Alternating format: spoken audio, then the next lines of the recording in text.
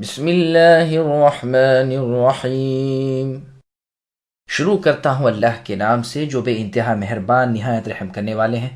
لإيلاف قریش إيلافهم رحلة الشتاء والصيف فليعبدوا رب هذا البيت الذي أطعمهم من جوع وآمنهم من خوف۔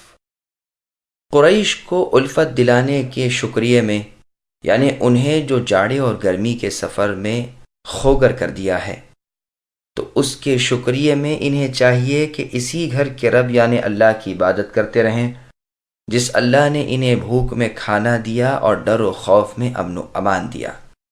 سامعین، اب ان آیتوں کی تفسیر سماعت کیجیے۔ قریش پر رب کریم کے خاص انعامات۔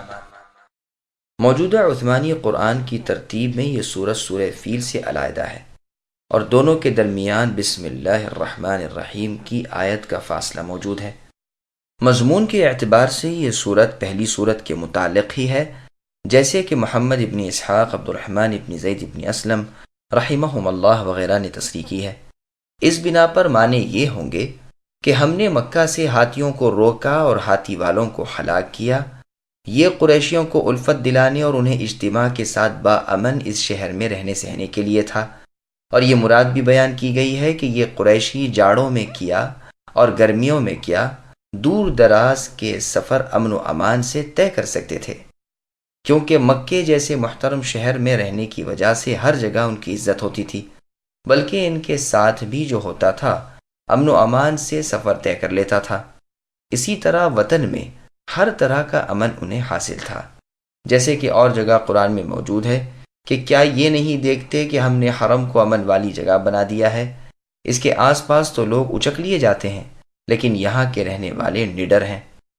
امام ابن جریر رحمۃ اللہ علیہ فرماتے ہیں کہ لإیلافی میں پہلا لام تعجب کا لام ہے اور دونوں صورتیں بالکل جداگانہ ہیں، جیسا کہ مسلمانوں کا اجماع ہے۔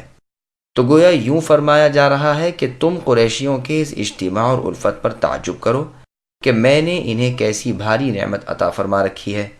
انہیں چاہیے کہ میری اس نعمت کا شکر اس طرح ادا کریں کہ صرف میری ہی عبادت کرتے رہیں، جیسے کہ ایک اور جگہ اللہ نے فرمایا انما امرت ان اعبد رب هذه البلدة الذي حرمها الى آخر الآیہ۔ یعنی اے نبی آپ کہہ دیجئے کہ مجھے تو صرف یہی حکم دیا گیا ہے کہ میں اس شہر یعنی مکے کے رب اللہ تعالیٰ کی ہی عبادت کروں جس نے اسے حرم بنایا، جو ہر چیز کے مالک ہیں۔ مجھے حکم دیا گیا ہے کہ میں اللہ ہی کا مطیع اور فرمانبردار رہوں۔ رب نے اہل مکہ کی بھوک مٹا دی۔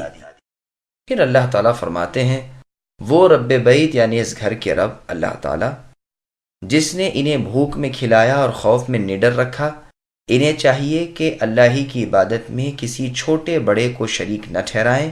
جو اللہ تعالیٰ کے اس حکم کی بجاوری کرے گا وہ دنیا کے اس امن کے ساتھ آخرت کے دن بھی امن و امان سے رہے گا، اور جو اللہ کی نافرمانی کرنے سے یہ امن بھی بے امنی سے اور آخرت کا امن بھی ڈر خوف سے اور انتہائی مایوسی سے بدل جائے گا، جیسے اور جگہ اللہ نے فرمایا ضرب اللہ مثلا قریۃ کانت آمنہ الی آخر الآیہ۔